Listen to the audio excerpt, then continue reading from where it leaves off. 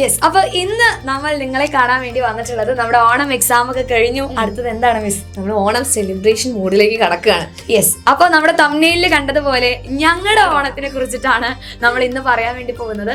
അതായത് നമ്മുടെ കുട്ടിക്കാലത്ത് എങ്ങനെയായിരുന്നു നമ്മുടെ ഓണം സെലിബ്രേഷനും കാര്യങ്ങളൊക്കെ നിങ്ങളോടൊന്ന് പങ്കിടണം എന്ന് നമുക്ക് തോന്നി. അപ്പൊ അതിന് വേണ്ടിയിട്ടാണ് ഇന്ന് നമ്മൾ വന്നിട്ടുള്ളത്. സോ നമുക്ക് ആദ്യം തന്നെ നമ്മുടെ ഹരിജ മിസ്സിനോട് ചോദിക്കാം.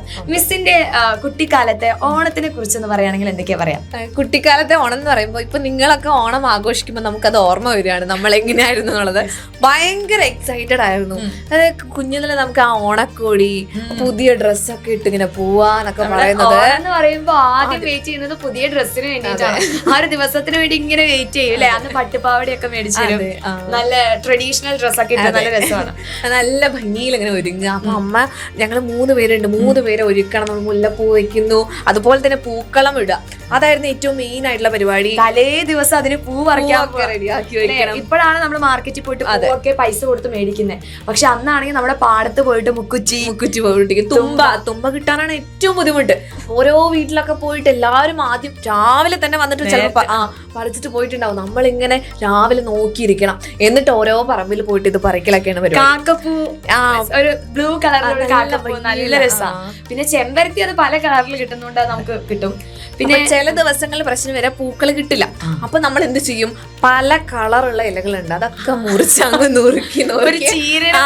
അതെ, അവനായിരുന്നു മെയിൻ ഐറ്റം. അപ്പൊ പൂക്കളം നോക്കിക്കഴിഞ്ഞാൽ ഫുള്ള് ഇവനാണ് ഇങ്ങനെ ചുറ്റിലും നിൽക്കുക. പിന്നെ 2-3 ചെമ്പരത്തിന്റെ ഒക്കെ അല്ലി വെച്ച് അങ്ങനെയൊക്കെ ഡെക്കറേറ്റ് ചെയ്യും. അപ്പൊ അങ്ങനെയായിരുന്നു പൂക്കളം. ചില ദിവസങ്ങൾ നല്ല ആർഭാടായിട്ട് പൂക്കളിടും, ചില ദിവസങ്ങളിൽ ഇലകൾ വെച്ചിട്ട് അഡ്ജസ്റ്റ് ചെയ്യും. അതായിരുന്നു എന്റെ ഓണം. പിന്നെ സദ്യ അടുത്ത പറയുമ്പോ അതാണ് നെക്സ്റ്റ് നമ്മൾ വെയിറ്റ് ചെയ്യുന്ന കാര്യമല്ലേ. ഉച്ച നമ്മളൊരു 12:30 ആകുമ്പോഴത്തേക്ക് നമുക്ക് ഫുഡൊക്കെ അവിടെ സെറ്റ് ആയിട്ടുണ്ട്. രാവിലെ തുടങ്ങും അമ്മമാർ അടുക്കളയിലെ ഫുൾ ജഗപുക പരിപാടികളൊക്കെ തുടങ്ങും. പിന്നെ അവസാനം പപ്പടം കാച്ചും. അതെ, ഇങ്ങനെ പൊങ്ങി വരുന്ന പപ്പടം കൂടി ആയി കഴിഞ്ഞാല് സദ്യ റെഡിയാണ്.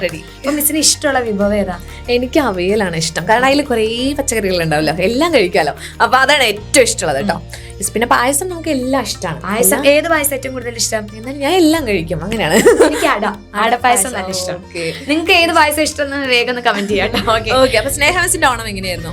എന്റെ ഓണം എന്ന് പറയുന്നത് എനിക്ക് ഓർമ്മ വരുന്നത് എന്റെ 2 അനിയത്തിമാരുണ്ടായിരുന്നു. അതായത് നമ്മുടെ നൈബേഴ്സ് ആണ്, പക്ഷെ നമ്മുടെ അമ്മായിയുടെ മക്കളാണ്.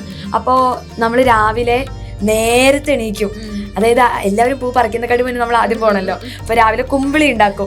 നമ്മുടെ പ്ലാവിലല്ലേ, അത് വെച്ചിട്ട് കുമ്പിളി ഉണ്ടാക്കിയിട്ട് ഞങ്ങൾ 3 പേരും കൂടി പാടത്ത് പോകും. അപ്പൊ നമ്മുടെ സൺഫ്ലവർ പോലത്തെ ഒരു കുഞ്ഞു മഞ്ഞ പൂക്കളില്ലേ, കമ്മലപ്പൂന്ന് ഞങ്ങൾ പറയാം. ഞങ്ങൾ അതിന് സൂര്യകാന്തിന്റെ ചെറിയ പൂന്നൊക്കെ പറയും. ആ മഞ്ഞപ്പൂ നല്ല രസമാണ്. അപ്പൊ ആദ്യം അതൊക്കെ പറിക്കും. പിന്നെ തുമ്പപ്പൂ, ഒരാളൊരു പൂ പറിക്കുമ്പോ രണ്ടാമത്തെ ആൾ വേറെ പൂ പറിക്കണം. പിന്നെ നമ്മുടെ മുസാണ്ടല്ലേ വലുത്, അത് ചെറുതായിട്ട് അരിയാനാണ് വേറൊരാൾക്ക് ഡ്യൂട്ടി. ചിലപ്പോ നമ്മൾ തലേ ദിവസം തന്നെ പൂവൊക്കെ ഇങ്ങനെ അരിഞ്ഞിരിക്കും.